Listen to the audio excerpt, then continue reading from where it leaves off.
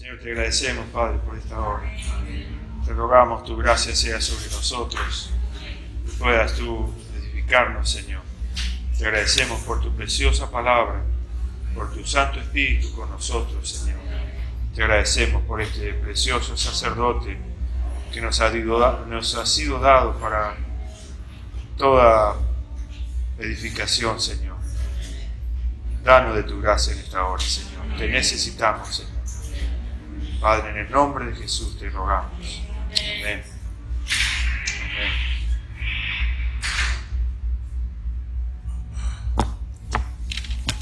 Amén. Seguimos compartiendo entonces este tema que habíamos comenzado hace, 2 fines de semana atrás, el gran sacerdote sobre la casa de Dios. Yo voy a hacer un repaso, pero antes vamos a leer los pasajes de Hebreos, esta cita que siempre encabeza los mensajes, este mensaje, Hebreos 10, versículos 19 al 21.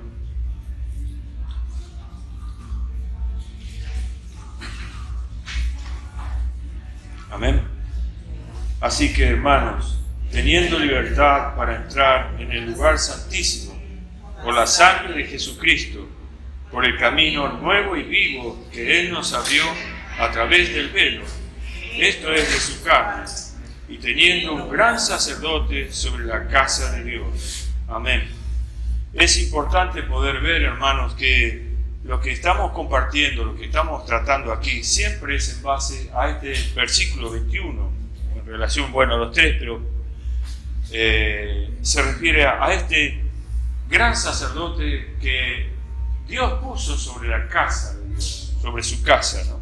La cual nosotros sabemos, casa somos nosotros. Y todo lo que estamos hablando ahora, todo lo que compartimos en estos 2 últimos mensajes pasados, más lo que vamos a compartir ahora, siempre está refiriéndose a este gran sacerdote, para que no perdamos la óptica, para que no nos quedemos con algún punto aislado, sin saber el centro del mensaje, sin saber a dónde estamos apuntando y qué es lo que queremos hablar, realmente lo que estamos hablando. Entonces, para poder compartir esto, nosotros tenemos que ver que este gran sacerdote es una persona central para la iglesia. Más allá de las circunstancias que nosotros podemos estar pasando en este tiempo, más allá de las cosas que nosotros podamos ver, no obstante eso, hay un gran sacerdote en la casa de Dios. Y esto es importante poder ver lo glorioso, lo precioso que es este sacerdote, ¿no? Lo habíamos compartido un poco, o habíamos compartido la experiencia que tuvieron Marta, María, Lázaro en la casa de Lázaro, ¿no? El Señor estaba en la casa de ellos, el Señor estaba ministrando la palabra, compartiendo, y María estaba a los pies del Señor, y Marta estaba entretenida con quehaceres que son necesarios en la iglesia, son necesarios. Pero una cosa el Señor le dice por sobre todas las otras, una cosa te es necesaria. Una cosa, y esto es, ¿no? Poder estar a los pies del Señor y estar atento, poder contemplarle, poder prestar atención. Y creo que esto es fundamental para nosotros. A veces nosotros tenemos tantas cosas en nuestra cabeza y el maligno también nos distrae con muchas cosas. No necesariamente actividades, pero sí nos envuelve con muchas distracciones que podemos tener en este tiempo. Y por no prestar atención, vale decir, por no permitir que su palabra penetre en nuestros corazones, esa palabra se va prontamente de nosotros, ¿no? Y quitamos la vista de nuestro Señor Jesucristo. Pablo también decía esto, ¿no? El salmista también, ¿no? esto voy a buscar, esto deseo, estar en tu casa, contemplar, inquirir en tu templo, ¿no? Y Pablo también mencionaba esto, ¿no? Que una cosa él hacía para continuar adelante, una cosa hacía, dejando todo lo que queda atrás, que puede hacer lo que queda atrás, no solamente cosas frustrantes, negativas o que no edifican, sino también todo lo que sea del pasado queda atrás, porque el asunto, el propósito del Señor es que nos extendamos para adelante, y adelante está la eternidad, adelante está la venida del Señor, adelante está la gloria que todavía no tenemos, que en parte disfrutamos, y adelante siempre va a estar el Señor, siempre adelante, ¿no? Y esto es lo importante, ¿no? Cuando nosotros vemos la experiencia que tuvo Juan también en Apocalipsis, también este sacerdote se presentó entre medio de los candeleros de oro, ¿no? Y en lo que vio Juan ya era parte de la eternidad. Esa visión era parte de la eternidad. Y se dice que las 3 primeras iglesias de Apocalipsis ya pasaron, ¿no? Tal vez porque, bueno, se comenta que algunos perdieron el candelero o el testimonio, vale decir, ¿no? Y otras, bueno, fueron probados hasta la muerte, y otras, bueno, no fueron aprobadas. Pero sin embargo el Señor, cuando Juan se da vuelta, ve 7 candeleros de oro. Y eso ya es, estamos hablando de tiempo futuro, de eternidad. El Señor se presenta así, ¿no? Así que allí pasa algo muy, muy precioso. En otras palabras, todos nosotros sabemos que Juan era en los últimos días, estaba pronto a ser martirizado o a padecer allí en la cárcel donde estaba, en la isla de Patmos. Y seguramente él estaba considerando que era el último de los apóstoles, claro, ¿no? Y con probablemente mucha aflicción de las iglesias, porque ya la degradación estaba entrando en las iglesias, y empezar de él probablemente habría sido qué desperdicio, o sea, qué pena. Todos han pasado, casi todos han sido martirizados, el maligno se está entrometiendo en las iglesias, está entrando la degradación en las iglesias, y yo estoy preso y no puedo ya ministrar. ¿Qué será? ¿Quién quedará? ¿Cómo prevalecerán las iglesias, ¿no? Y en esto entonces el Señor llama la atención. Por supuesto, esto no está escrito, ¿no? Uno se aventura a pensar que puede ser así, es muy probable que sea así. Cualquiera que pueda estar en la condición en que estaban las iglesias en aquel tiempo y está involucrado en todo lo que es la edificación y es parte de la obra del Señor de ese tiempo, debería estar en esta situación. ¿Cómo uno puede estar tranquilo cuando las iglesias están en una condición deplorable, ¿no? No obstante eso, el Señor le llama, y cuando se da vuelta se encuentra al Señor con 7 candeleros de oro, en medio de 7 candeleros de oro. En otras palabras, el Señor le dice: no te entristezcas, Juan, porque yo soy quien edifico la iglesia, y yo he sido puesto por Dios como este sacerdote que pastorea, que se pasea en medio de las iglesias para agregar aceite para cortar el pan de primero, ¿no? Entonces, este es el gran sacerdote que ha sido puesto por Dios sobre su casa. Y alabamos al Señor que esto es así, hermanos, porque realmente muchas veces sufrimos decepciones viendo iglesias, viendo cómo en este tiempo también el maligno está torciendo la verdad. Y las congregaciones están perdiendo la frescura y también la verdad de encontrarse con el Señor para pasar a hablar de cosas que son triviales y que no tienen nada que ver con el centro del propósito del Señor, ni siquiera con este gran sacerdote. Entonces, de esta manera, aún uno mismo, hermanos, nos llama a la tristeza y a la inquietud en nuestro corazón cuando vemos la situación de las iglesias en la actualidad, aún uno mismo, ¿no? Realmente uno se lamenta, pero nuestra confianza tiene que estar puesta en el Señor, como dice también Hebreos, puestos los ojos en Jesús, ¿no?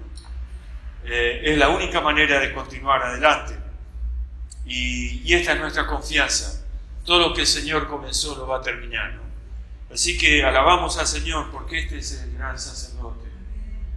Siempre que haya corazones que, más allá del fracaso, nos pongamos a disposición del Señor, el Señor tiene como gran sacerdote la oportunidad de seguir trabajando.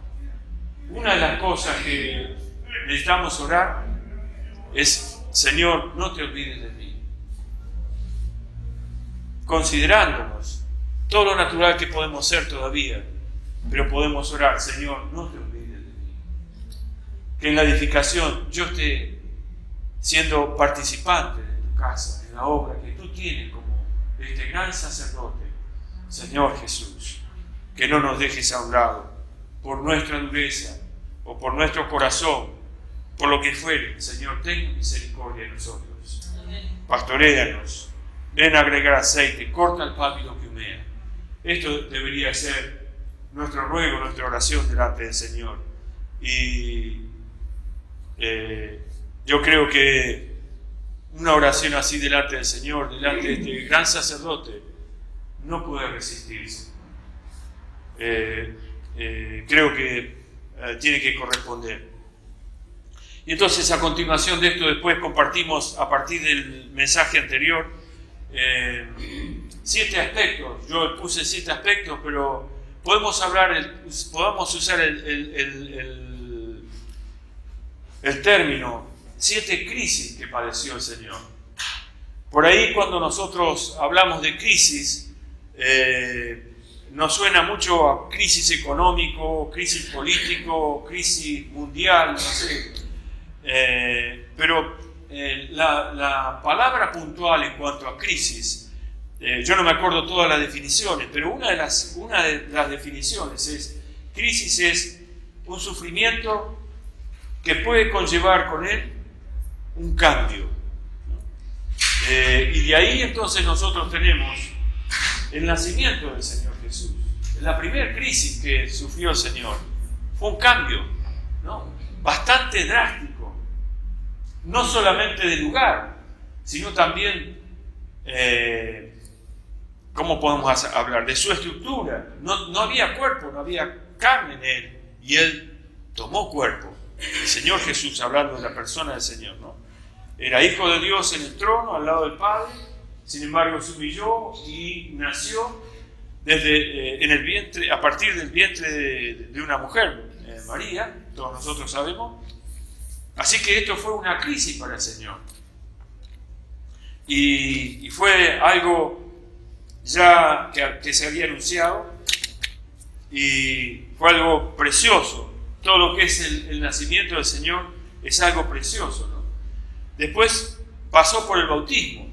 ¿Necesitaba alguien que no tenía pecado ser bautizado? Si no tenía pecado. O sea, Juan estaba hablando del bautismo de arrepentimiento, de las obras muertas, ¿verdad? ¿Y qué obra muerta tenía el Señor? Pero lo tuvo que hacer. Sin pecado, lo tuvo que hacer para identificarse con los pecadores, ¿no? Este fue otro proceso que el Señor tuvo que pasar por ello. Después, nosotros tenemos ese pasar por el desierto de 40 días de ayuno, que fue también una experiencia muy fuerte para con el Señor. Ya habíamos compartido estas tres tentaciones, en las cuales podemos decir que fue tentado en este sentido, ¿no? Satanás, por un lado, le preguntaba, en el sentido de la tentación, de la provocación, si podía cambiar, ya que tenía hambre, las piedras en pan. Y era, el Señor no va a decir nada, no te va a afectar, no se va a ofender, puedes hacerlo. Dios, ¿no?, te va a sustentar, ¿no? Pero él confió en el Señor, y de otra manera es, si Dios es bueno, Dios te suplirá.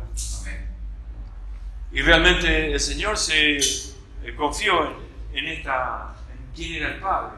Sabía que Dios le suplía, le sustentaba y era capaz de sostenerlo, ¿no? Después la segunda pregunta a través de la tentación: Dios es fiel, su amor te guardará. Y la tercera tentación es: Dios es suficiente, su amor te basta.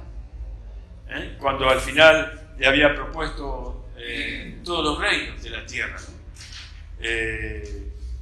Realmente también para el Señor, para nosotros, de la misma forma, como dicen las Escrituras, ¿no? El Señor para el hombre es aquel que lo llena todo.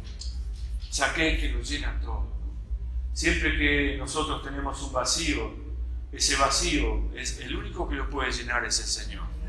Y todos nosotros sabemos que Él es capaz de sustentarnos de todas maneras, ¿no? Y entonces ahora entramos en este tercer mensaje, tocando acerca de lo que es la transfiguración. La transfiguración, en ese momento el Señor se llevó consigo a 3 de sus discípulos, ¿no? Santiago, Pedro y Juan, ¿no? Y en esa situación aparecieron también Moisés y Elías. Y es notable, podemos leer en Lucas 9:31. Yo voy a tratar de ser sintético en todo esto, porque es bastante largo, pero vamos a leer el 9:31. Es en todo este pasaje, desde el 28 hasta el 36, habla de la experiencia de la transfiguración. El 30 dice: y aquí 2 varones que hablaban con él, los cuales eran Moisés y Elías, quienes aparecieron rodeados de gloria, y hablaban de su partida, que iba Jesús a cumplir en Jerusalén. Pero el 29, me estaba olvidando, podemos ver: y entre tanto que oraba, la apariencia de su rostro, sí, se hizo otra, y su vestido blanco y resplandeciente, ¿no? Estaban ahí con Pedro, Juan y Santiago, ¿no? Jacobo.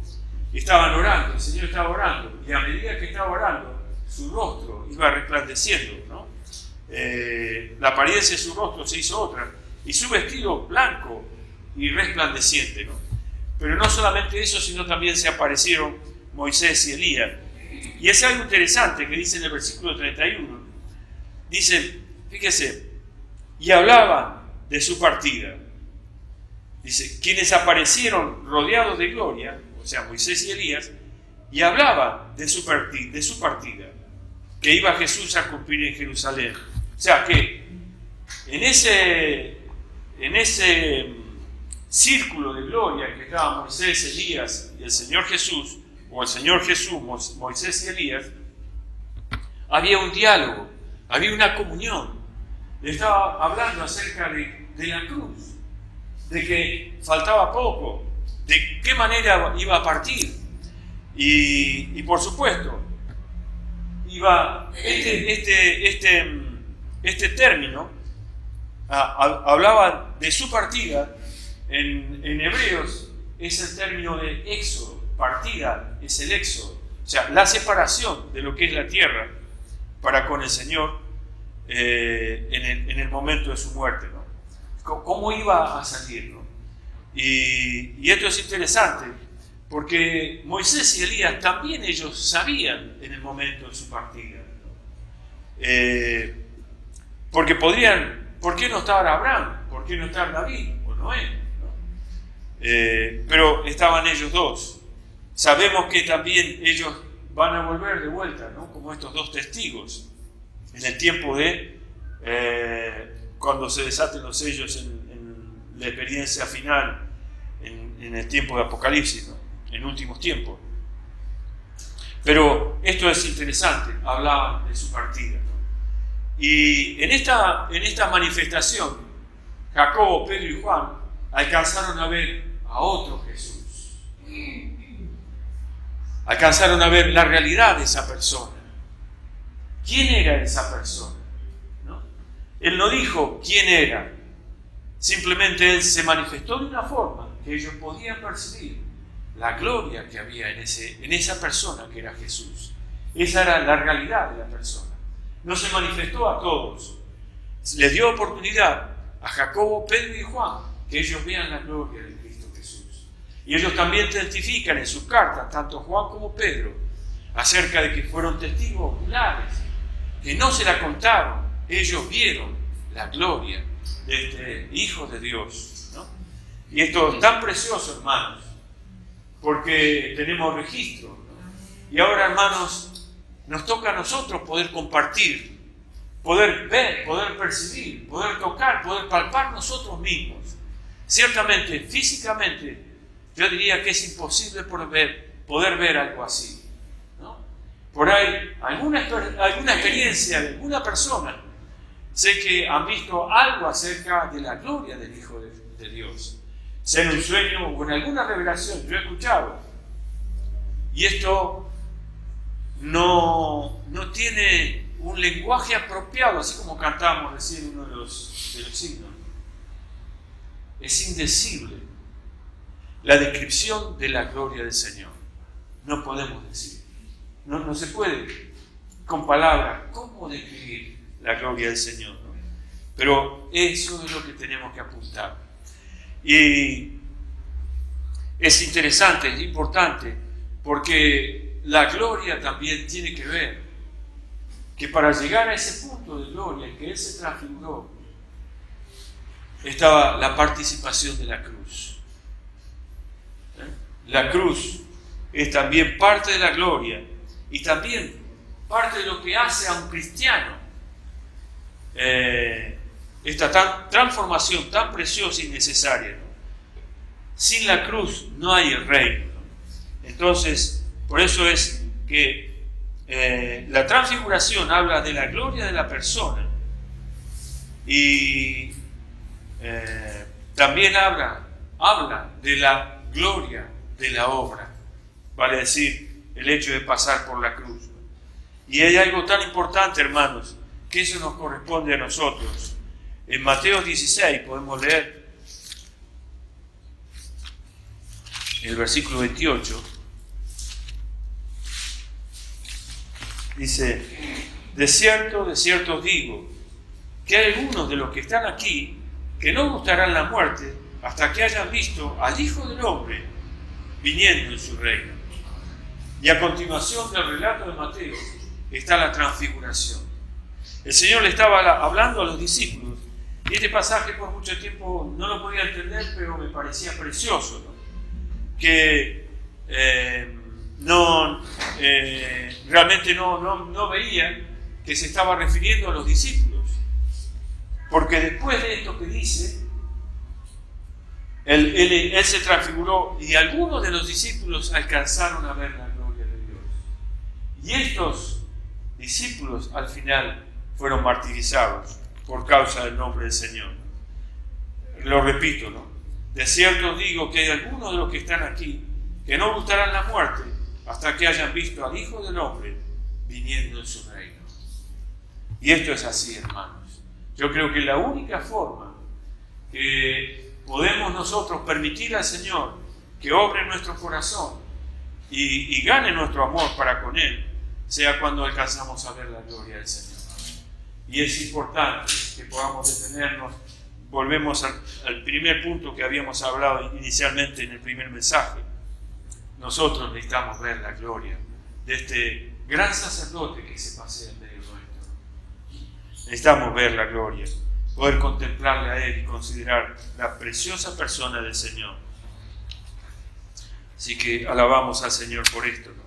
Porque Él está entronado en gloria y a pesar de esto todavía se pasea entre nosotros y suministra aceite y no se divorció de todos nosotros. Gracias al Señor. Él es este amado, como habla en Efesios 5, ¿no? Que no solamente se dio en la cruz, pagó un precio alto por nosotros, sino que también nos está cuidando, nos está lavando, nos está guardando. Alabado sea el nombre del Señor. Después tenemos como otra crisis también muy fuerte, y es evidente para nuestro entendimiento más fuerte de la palabra crisis. Podemos coincidir en esto en Lucas 22, lo que fue para el Señor el Getsemaní.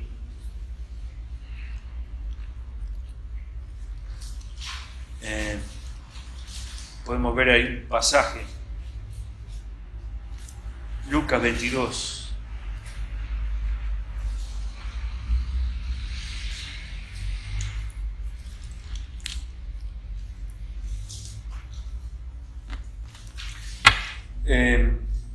Bueno, tenemos este pasaje acá del 39 al 46, después lo podemos leer posteriormente para no perder, ya para aprovechar más el tiempo. La oración del Señor era, bueno, de vuelta. Aquí el Señor lleva a Santiago, a Pedro y a Juan, y Él se aleja un poquito, ¿no? Realmente podemos ver que, de nuevo, Él es alguien que necesita compañeros para ese momento que Él está pasando por esa angustia tan grande, ¿no? Por esa crisis, momento de crisis que Él está pasando. Necesita compañeros que puedan entender, que puedan acompañarle, ¿no? Y les pide que puedan estar orando por Él. Su tristeza era notoria, porque dice, a ver si lo puedo encontrar, sí, en el versículo 41, dice, cuando se levantó de la oración y vino a sus discípulos, los halló durmiendo a causa de la tristeza. ¿De la tristeza de quién? De los discípulos. Se percibía en el Señor un peso tan grande, ¿no? Y dice en estos pasajes, dice en el 42, Padre, si quieres, pasa de mí esta copa, pero no se haga mi voluntad, sino la tuya. Y se le apareciera un ángel del cielo para fortalecerle. Y estando en agonía, oraba más intensamente, y era su sudor como grandes gotas de sangre que caían hasta la tierra. Esto es indescriptible. Yo nunca vi una cosa así, está bien, pero creo que nunca se ha visto una cosa así, ¿no? Su momento tremendo que estaba pasando delante del Padre. ¿Cuál era su conflicto, hermanos? Su conflicto es que en esta agonía, Él siempre fue uno con el Padre. Siempre fue uno con el Padre. Y Él vino a la tierra por hacer la voluntad del Padre. Y en muchos de los casos podemos encontrar, en muchos pasajes podemos encontrar, yo no hablo mi propia palabra, yo no vengo a hacer mi obra, yo vengo a hacer la voluntad de mi Padre, ¿verdad? Aquí se encuentra con este conflicto. Y es interesante poder ver esto, hermanos, porque ese conflicto en la oración le llevó a tal angustia, porque él tenía que escoger una cosa: o se quedaba con el Padre y renunciaba a la voluntad de Él, o se quedaba con la obediencia, siendo fiel al Padre y sin la persona del Padre. ¿Se entiende? ¿Me explico? O sea, una de las dos cosas tenía que elegir en ese momento de agonía: o la voluntad de Dios o a Dios mismo. ser fiel a lo que el Señor le había propuesto, o nunca separarse del Padre. Esto llegó a ser una agonía para él, ¿no? Y gracias a Dios que él pudo mantenerse allí, ¿no?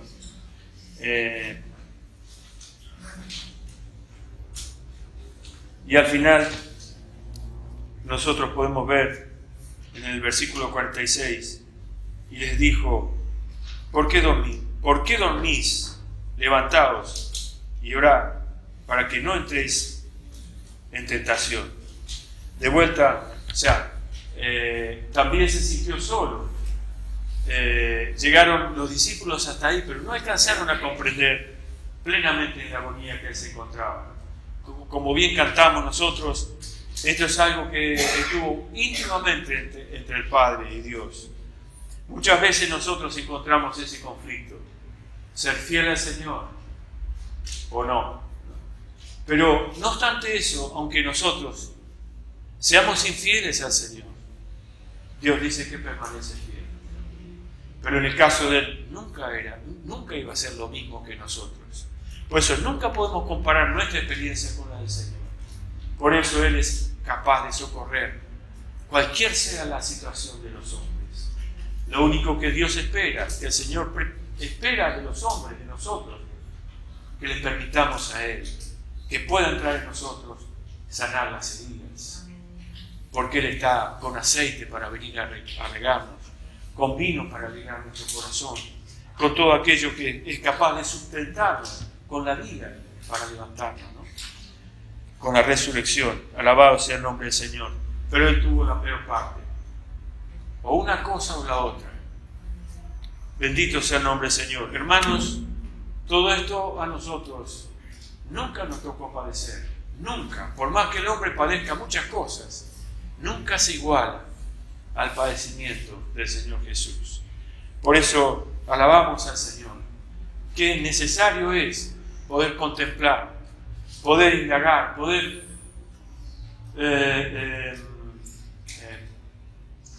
poder conocer la preciosa persona y lo que conllevó al Señor, para que hoy lo veamos como este gran sacerdote en medio nuestro, ministrando. Después, la muerte. La sexta crisis es la muerte del Señor. En Marcos 15 vamos a leer.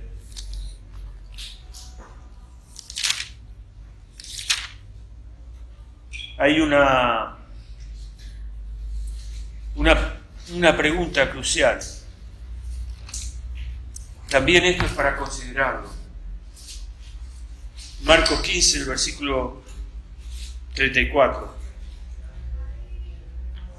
Y a la hora novena, Jesús clamó a gran voz diciendo: Eloí, Eloí, lama sabactani, que traducido es: Dios mío, ¿por qué me has desamparado?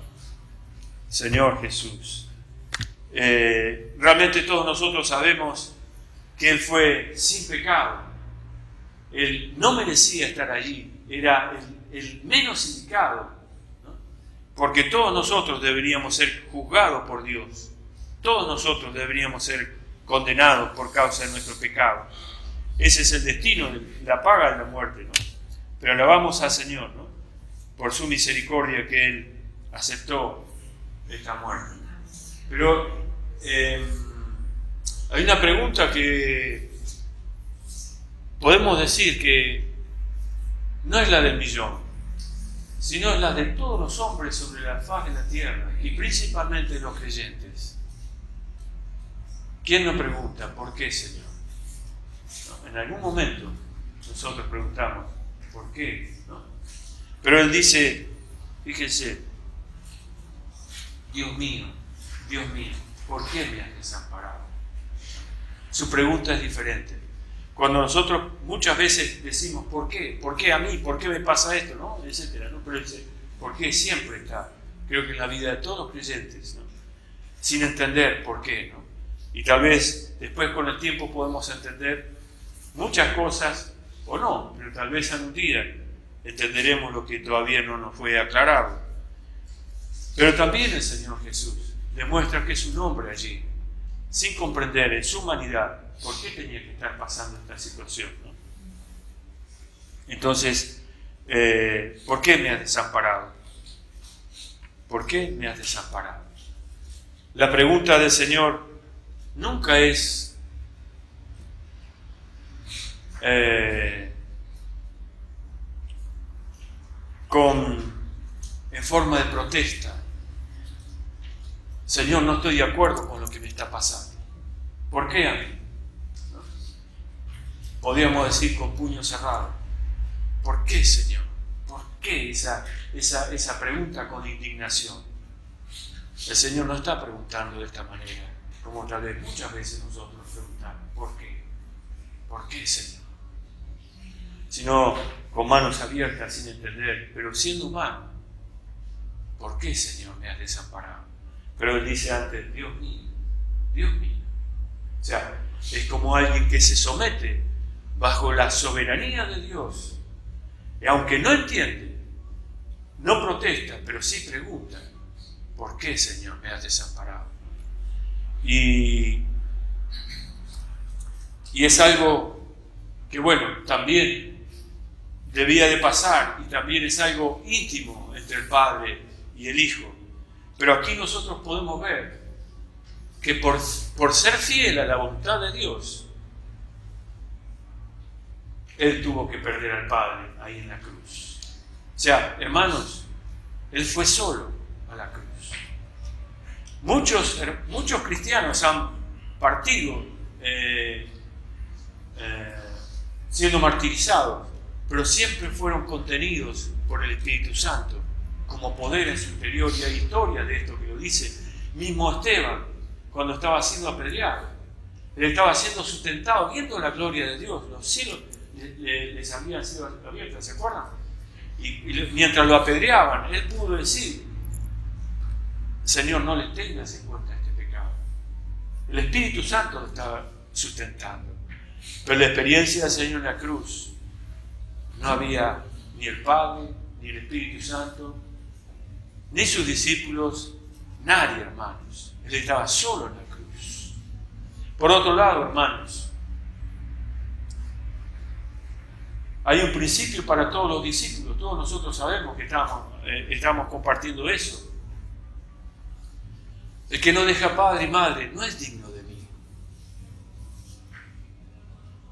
Si aquel que establece este principio no guarda también esta ley, ¿cómo nos viene a nosotros a decir que dejemos a nuestro padre, a nuestra madre o a nuestro ser querido? Entonces hay un principio que también se cumplió en él. Él abandonó al Padre, o viceversa. Por causa de ser obediente al Padre, él sabía que el Padre tenía que separarse de él, porque en ese momento Dios lo tenía que juzgar. Y si es cierto, hermanos, si el Hijo pierde al Padre, el Padre también pierde a un Hijo. ¿Se entiende? El Padre no era el Padre en este momento, sino como Dios estaba juzgando a la criatura llena de pecado, cargado de pecado, aunque no había pecado en él. Él asumió la responsabilidad de todos los seres humanos, incluso las que no nacieron todavía, ya están cubiertos en él. Un seguro eterno. Él produjo en esa cruz un seguro de vida eterna, de una vez y para siempre, derramando su sangre, entregando su cuerpo, siendo morido por causa de nuestros pecados. Y alabamos al Señor por esa muerte tan preciosa, hermanos. Por eso decimos, hermanos, que precioso es para nosotros, para mí por lo menos, el poder participar cada domingo de la mesa del Señor. Aunque no tenemos una mesa completa de muchos alimentos, pero sabemos que es lo más esencial para un cristiano, esa comunión. Esa íntima comunión, que nadie nos aparte nunca de esa íntima comunión. Ni siquiera las cosas del pasado, ni las del presente, ni siquiera nuestra naturaleza, que podemos seguir fallando, pero podemos venir delante del Señor y ser lavados con su sangre, Y como yo decía antes, aunque fallamos, todavía el Señor va a estar ahí, siendo fieles. Porque Él fue juzgado. No de una espada de Damocles que si fallamos, cae sobre nosotros. Alabado sea el nombre del Señor. Por eso, todas estas cosas, hermanos, nosotros debemos contemplar y considerar. Y no podemos estar tranquilos solamente escuchando un débil hombre tan limitado como yo hablar algunas cosas tan cortas que no me puedo expresar, que soy tan limitado para poder contar. Pero sí, si cada uno de nosotros tenemos la experiencia de contemplar la gloria del Señor, cuando nos vamos a casa a meditar cuando nos vamos a dormir, cuando nos levantamos, meditar sobre esto, porque esto es tan profundo, hermanos, que enlaza y envuelve nuestro corazón y nos llena de gozo. Nos llena de gozo y alabanza, Señor, hermano. Y esto es lo que el maligno no quiere. Que no perdamos tiempo. Mira cualquier otra cosa, ocupate de esto. Distraete, ya está, terminó la reunión, ya está, el mensaje ya fue. Hermano, Mateo dice, como hemos leído, no gustarán la muerte hasta que hayan visto al Hijo del Hombre viniendo en su reino. ¿Saben por qué nos cuesta morir en la cruz, hermano? Ir a la cruz. Porque entonces nosotros también no dedicamos mucho tiempo, o no dedicamos algo de tiempo en compartir, en contemplar la gloria del Señor. Cuando nosotros nos detenemos a contemplar la gloria del Señor, entonces decimos, Señor, termina con este viejo hombre.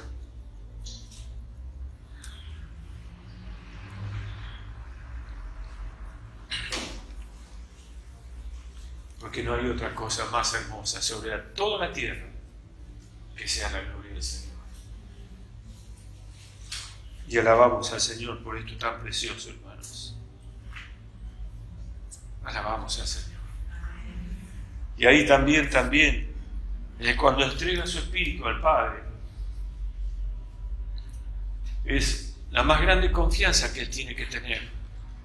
Porque ahora iba a la muerte y dependía totalmente del Padre para que el Padre lo volviera a resucitar. Su ruego era, Señor, no dejes que mi cuerpo se corrompa en la tumba. Y nosotros sabemos, después lo que sucedió, la resurrección. Pero esta es una de las crisis que el Señor tuvo que pasar.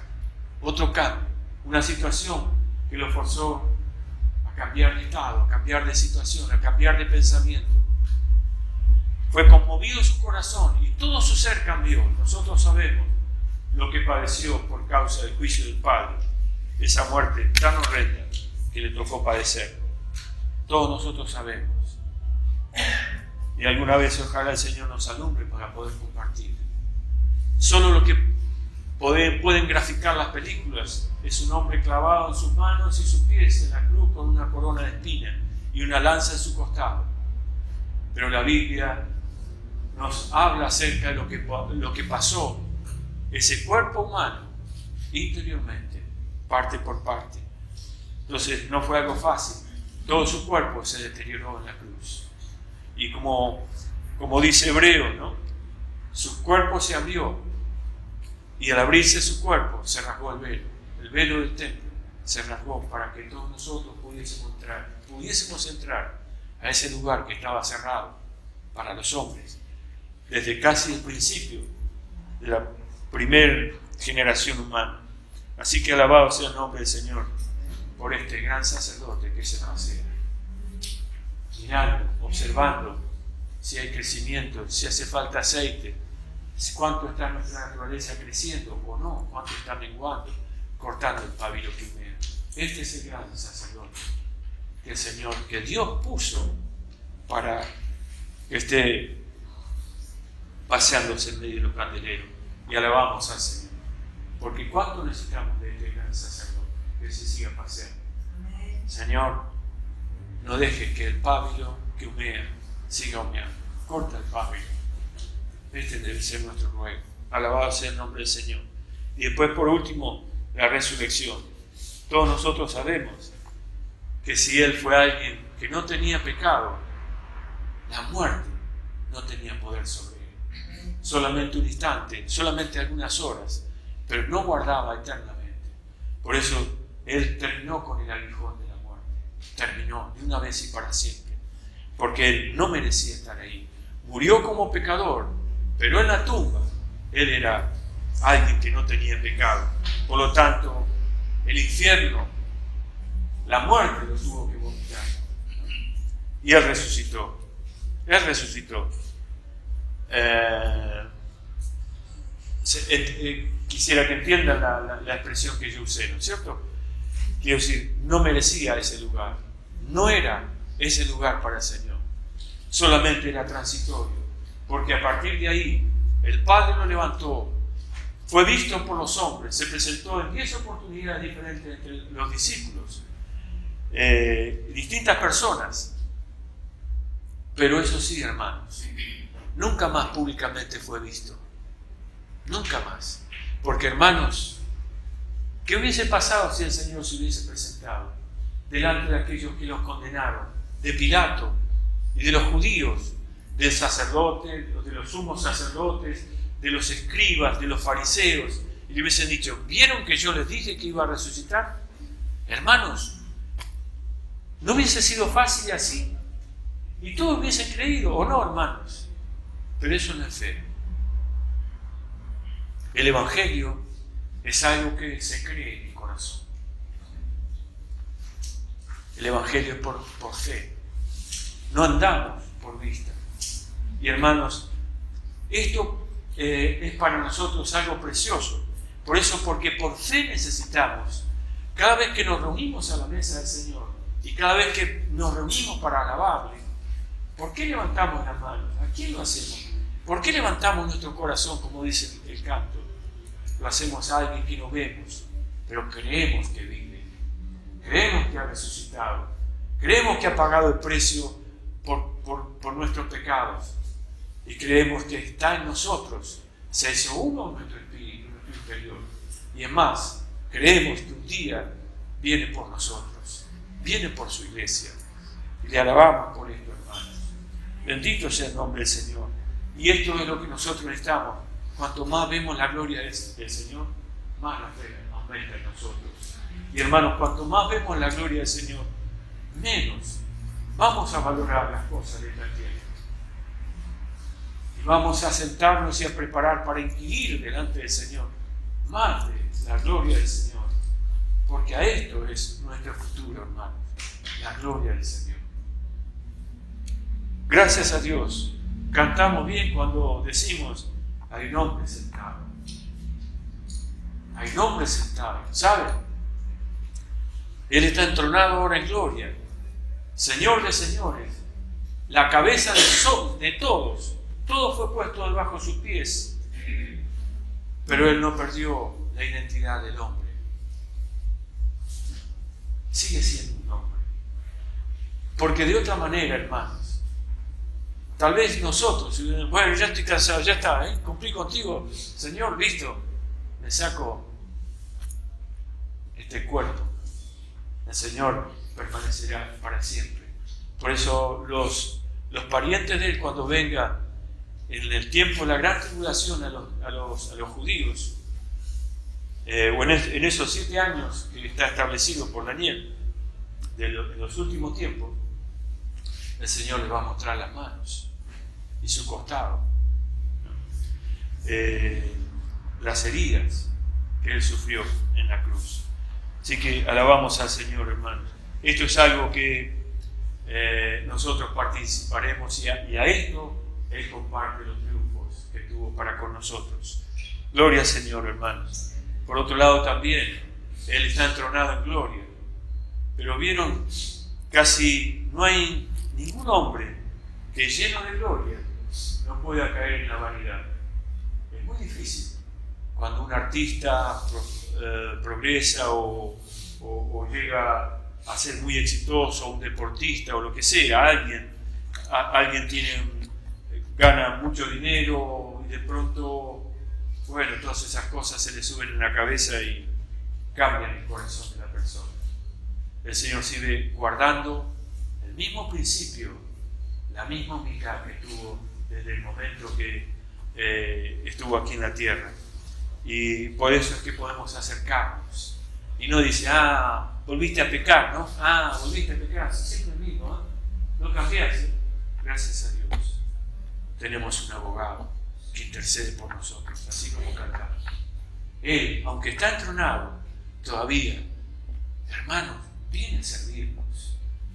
Viene a servirnos. No cambió en su corazón, en su condición de siervo. Alabado sea el Señor. Amén.